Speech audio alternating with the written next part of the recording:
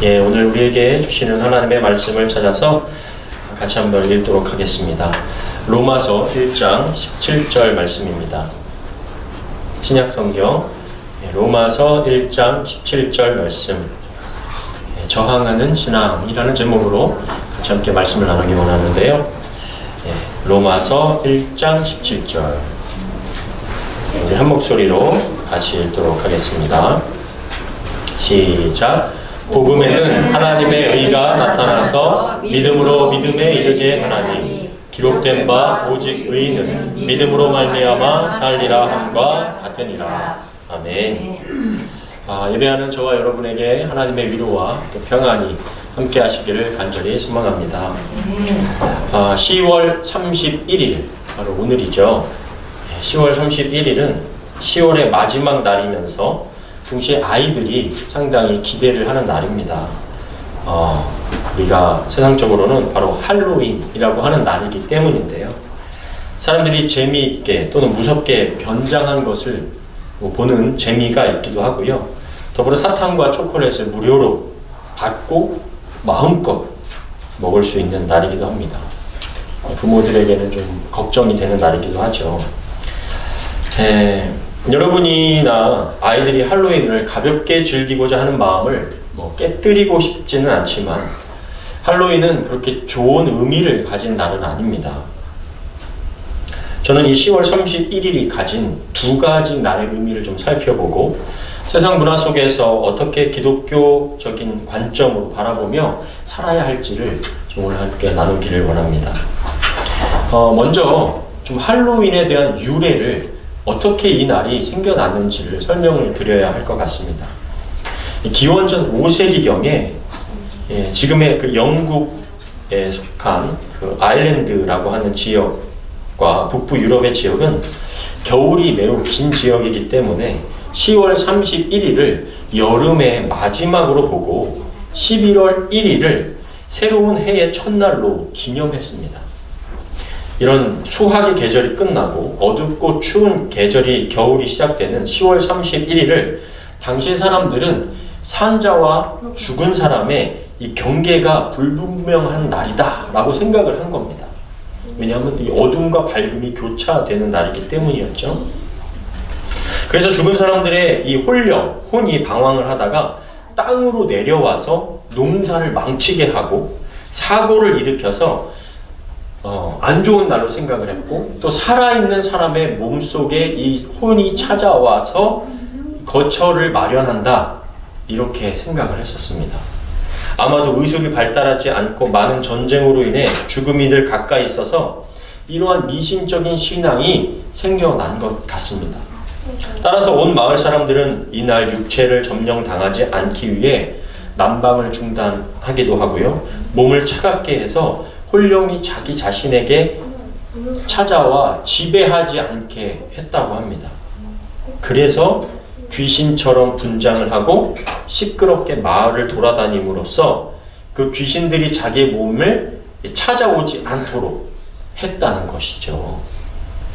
그리고 또 이 귀신에게 몸을 점령당했다고 생각되는 사람을요, 잡아서 화형식을 해서 귀신이 산자에 접근하지 못하도록 본보기를 보여주기도 했다고 합니다. 지금 생각해보면 아주 끔찍한 일이 아닐 수 없죠. 그래서 때로는 그 마녀 사냥이라고 하는 막 과부된 자, 정말 제대로 씻지 못하고 또 병에 걸려 있는 자, 그런 사람들 대부분 약자를 화형시키기도 했던 그런 전례가 되기도 했습니다. 그 이후에 1세기경에 이제 로마인들이 이 켈트족의 풍습을 받아들이게 됐고, 그들은 사람을 불에 태우는 행위를 하지 않는 대신에 인형을 불에 태우는 모습을 보여줬다고 합니다. 이 풍습이 세월이 흐르면서 우리가 이성적으로 생각하고 또 귀신이 몸에 들어온다는 의식은 약해지고 도깨비, 귀신, 마녀와 같은 복장을 하고 모이는 축제 형식으로 변화가 된 겁니다.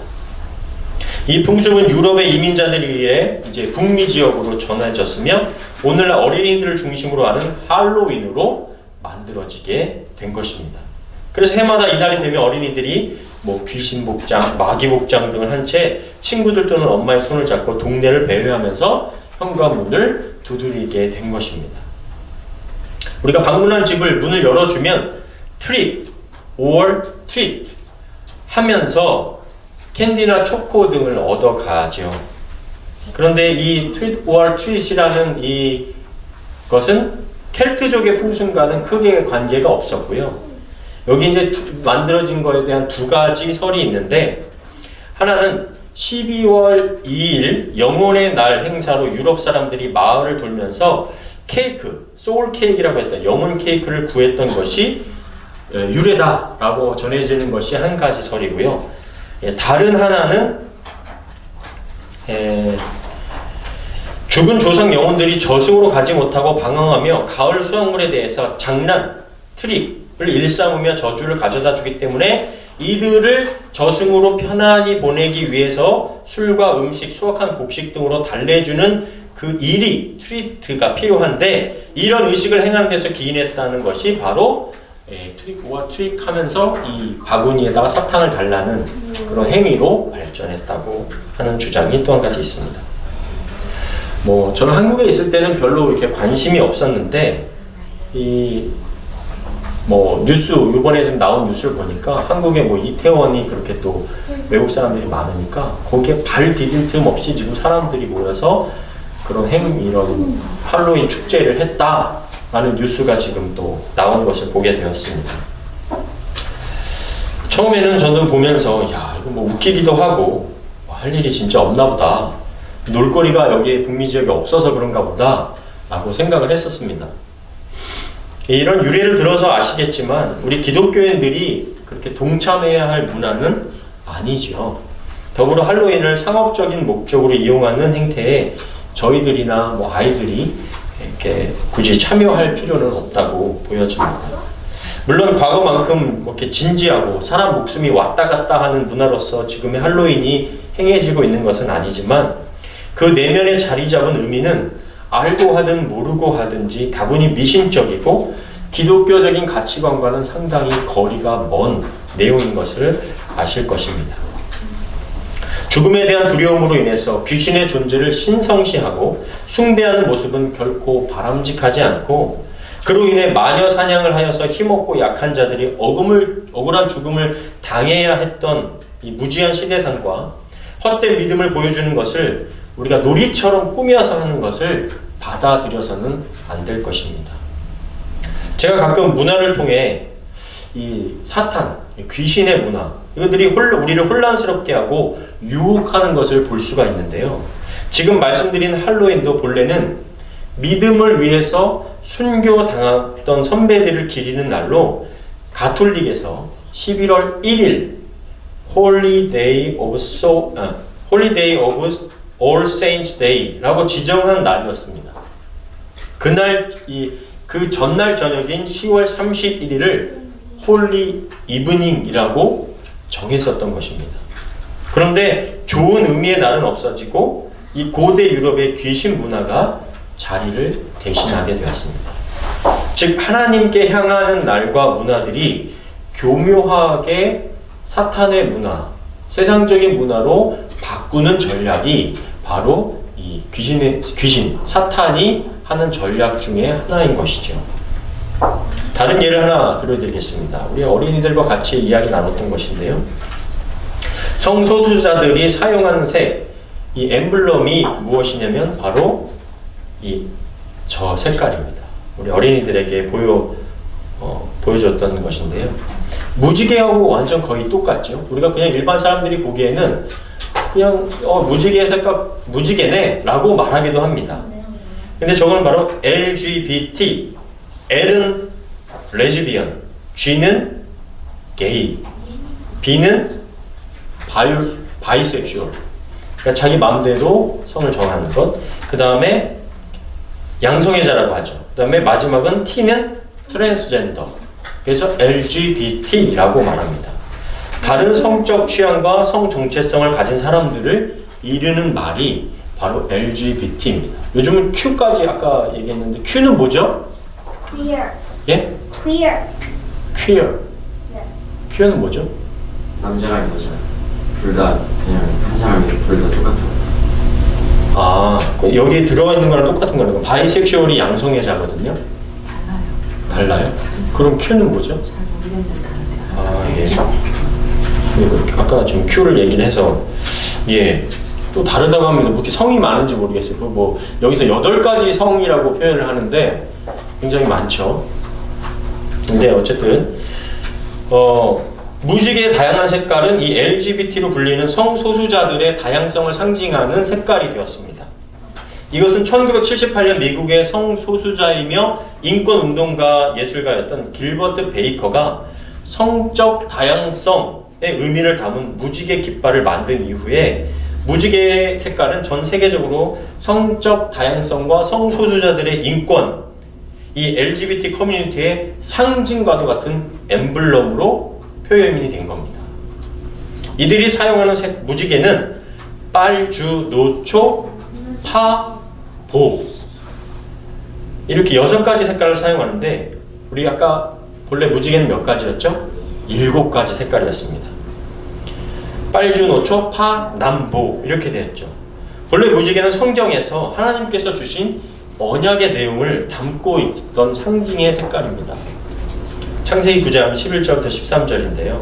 내가 너희와 언약을 세우리니 다시는 모든 생물을 홍수로 멸하지 아니할 것이라. 땅을 멸할 홍수가 다시 있지 아니하리라. 하나님이 이르시되 내가 나와 너희와 및 너희와 함께하는 모든 생물 사이에 대대로 영원히 세우는 언약의 증거는 이것이니라. 내가 내 무지개를 구름 속에 두었나니 이것이 나와 세상 사이에 언약의 증거니라.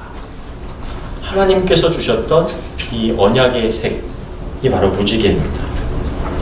노아의 홍수 사건 이후에 하나님께서 홍수로 세상을 심판하지 않겠다는 언약의 증거가 무지개였는데 이제는 세상에서 교묘하게 성경적인 내용의 상징을 성소수자들의 인권을 나타내는 색깔처럼 상징처럼 바꾸어 버린 거죠. 이렇게 되면 문제가 생기죠. 어떤 문제가 생깁니까? 더 이상 거룩한 의미를 가지고 사용하기가 어려워진다는 겁니다. 이처럼 사탄의 전략은요, 거룩한 것, 하나님의 것을 속된 것, 세상의 것처럼 속이고 바꾸어가는 것을 보게 됩니다. 결국 우리가 하나님의 말씀을 따라 지혜롭게 분별해야 하고 속지 않고 살아가야 한다는 게 되지요. 특별히 오늘 10월 31일은요, 교회력에 따르면 종교개혁 기념주일입니다. 목사인 제게는 할로윈보다 종교개혁의 의미를 밝히고 우리에게 다시 한번 신앙의 개혁이 일어나야 함을 전하는 데에 더 큰 의미가 있습니다. 하지만 세상 사람들은 종교개혁 기념주일을 염두에 두지도 않을 뿐더러 생각하지도 않습니다. 15세기에 한국에서는 세종대왕이 치리하고 있었고 그 시기에 서구 유럽은 빠르게 발전하고 있었습니다.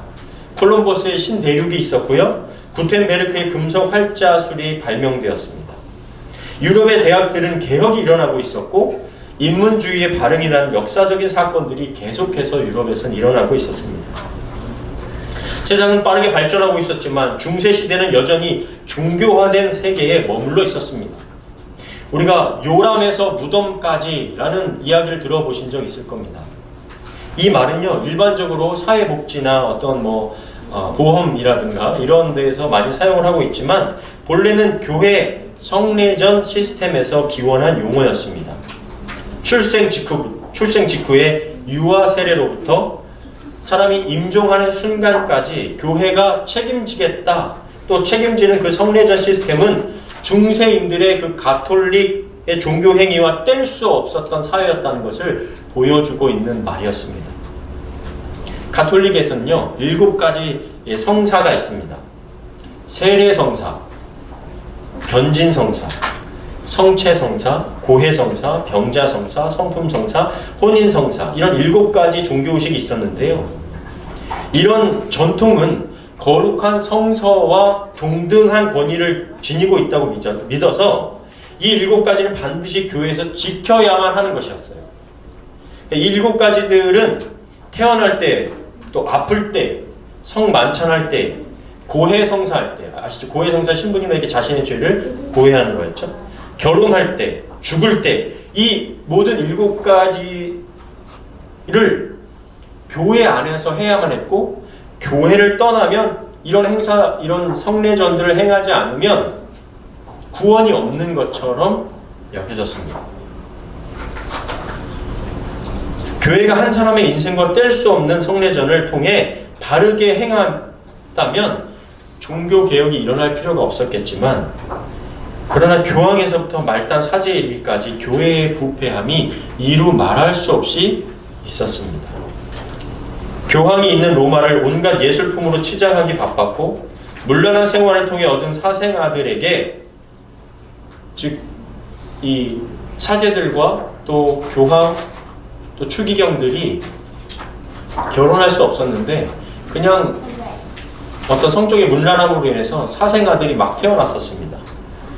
그런데 이런 사생아들에게 영지, 즉 땅을 주는데 혈안이 되어 있었고, 자신들의 친족과 성직과 영주의 자리를 넘기는 이 족벌주의라고 하는 것이 바로 이 시기에 교황들이 가지고 있었던 전형적인 행태였습니다.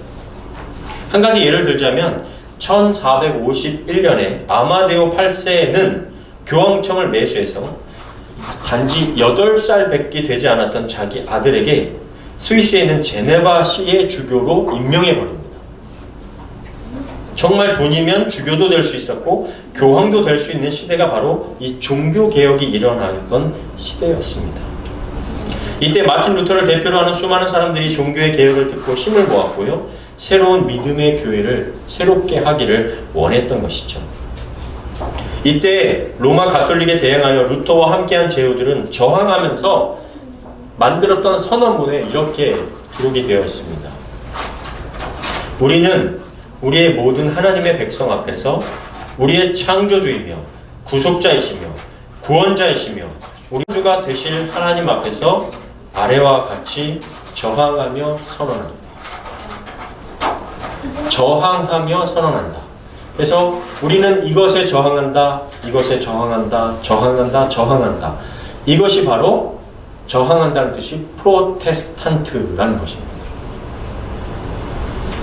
그래서 우리의 개신교라고 하는 말은 바로 프로테스탄트, 저항하는 신앙을 가진 사람들이 바로 프로테스탄트입니다. 여기서 개신교라는 말이 시작이 된 것이죠. 우리는 바르지 않는 행태와 모습에 저항한다. 그럼 정확하게 개신교인들은 무엇에 저항하고 무엇을 개혁하고자 했느냐? 큰 세 가지가 있는데요. 첫째는 누구도 신앙을 강요할 수 없다는 신앙의 자유입니다. 교황만이, 어떤 사제만이 신앙을 강요하거나 이렇게 해야 된다, 저렇게 해야 된다, 이렇게 해야 너한테 구원이 있다, 저렇게 해야 지옥 간다 라는 것을 강요하는 것이 아니라, 하나님 앞에서 우리는 누구나 다 제사장이 되어서 1대1의 신앙생활을 할 수 있다는 신앙의 자유를 말하는 것입니다. 두 번째는 교회의 공의회나 사제의 권위보다 높은 성서의 권위를 말했습니다. 세 번째는 성서는 성서 자체가 해석한다는 성서 해석의 원리였습니다. 그 당시 성경은요, 교황이나 사제들만이 소유하던 전유물이었어요. 라틴어로 되어 있었고 그것을 아무도 번역할 수가 없었습니다. 그런데 성경의 내용을 엉터리로 가르치고 돈을 내면 죄가 면제된다는 면죄부를 판매하며 엉뚱한 신앙을 가르치고 있었습니다. 그래서 교황이나 사제가 베푼 구원이 아니라 모두가 제사장이 되어 하나님 앞에 신앙의 자유를 누릴 수 있었고, 성경만이 구원의 지혜를 가르치고 있으며 성경을 통해 바르게 해석되어야 한다는 것을 주장했던 것이죠. 그래서 루터는 가톨릭의 박해를 피해서 성경을 독일어로 번역하여 일반 성도들이 다 성경을 읽을 수 있도록 독일어로 번역했던 것이 바로 루터였습니다. 여러분 한번 가만히 생각해 보십시오. 교회를 통해서 사람과 사람만이 아니라 사람과 하나님과 교제하는 공동체가 되어야만 합니다. 교회에서 누구 한 사람만 주목이 되고 자랑이 된다면 종교개혁의 정신에서 벗어나는 것이죠. 또한 성경의 권위를 인정하지 않는 저와 여러분이 된다면 우리의 모임은 바람 앞에선 촛불처럼 위태로운 신앙 또 위태로운 종교인이 될 수가 있습니다. 우리 개신교는 프로테스탄트는 끊임없이 자신을 하나님 앞에 개혁하고 종교인이 되는 것에서 저항하며 하나님 앞에서 한 사람의 예배자가 되어야 한다는 데 의의가 있습니다. 모든 권력은 부패한다라는 말이 있습니다. 어떠한 권위도 하나님 앞에 서지 않으면 타락할 수밖에 없고 어떤 인간도 죄 아래에서 자유할 수 없기 때문입니다. 우리 예배 전에 같이 사람에 대해서 이야기를 나누면서 사람의 욕심이 어디까지인지 모르겠다. 근데 그 말을 다시 나에게로 돌이켜보면 나도 끊임없이 하나님 앞에서 욕심을 부리고 있는 죄인이구나 라는 생각을 갖게 됩니다. 누구도 그 욕심 앞에서 자유로울 수 없고 그 욕심과 탐욕으로 인해서 우리 세상은 이렇게 어려워졌고 또 환경오염과 또 코로나와 같은 이러한 정말 세계적인 위험 가운데 빠지게 되었다는 것을 보게 되죠. 사랑하는 여러분, 특별히 한국인으로서 신앙을 가진 저와 여러분은 한국의 놀라운 경제 성장과 더불어 놀라운 교회의 부흥을 봐오셨습니다. 그런데 한국 교회가 짧은 시간 안에 세계적인 부흥을 경험하면서 단 한 가지를 겪지 않고 지나간 것이 있습니다. 그것이 바로 종교개혁, 교회개혁입니다. 그래서 어느 나라와 비교할 수 없이 빠르게 부흥했지만 역시 다른 나라와 비교할 수 없이 빠르게 쇠퇴하고 있습니다. 교회 세습의 문제, 돈의 문제, 중앙 집권적인 형태의 모습, 기업 못지않은 수식적인 시스템 등 말할 수 없는 모습들이 교회에 자리 잡게 되었습니다. 이번 코로나로 인해서 한국에 1만여 개의 교회가 문을 닫았다고 합니다. 또 특별히 저희 교회는 이제 감리교회에 소속되어 있는데 이번에 감리교회에 회의가 있었는데요. 12개의 그 지역을 12개에 나눠져 있던 연회라고 하는 지역 그거를 6개에서 7개로 축소하기로 결정이 됐고요. 10년, 정회원을 10년을 해야 투표를 할 수가 있었는데 이제는 목사 한 수를 받으면 바로 선거를 할 수 있는, 감독을 뽑을 수 있는 그 선거권이 주어지게 되었습니다. 여러 가지 그런 축소되고 또 다시 개혁을 일으키려고 하는 모습이 이번에 회의를 통해서 일어나게 되었습니다.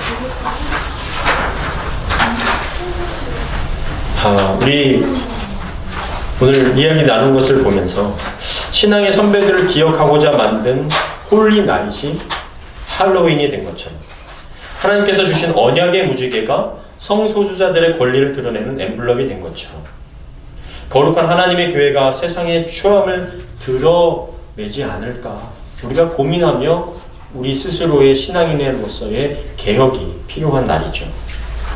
오늘 종교개혁주의를 맞이하여 우리 가운데 믿음으로 새롭게 개혁되어야 할 건 무엇일까?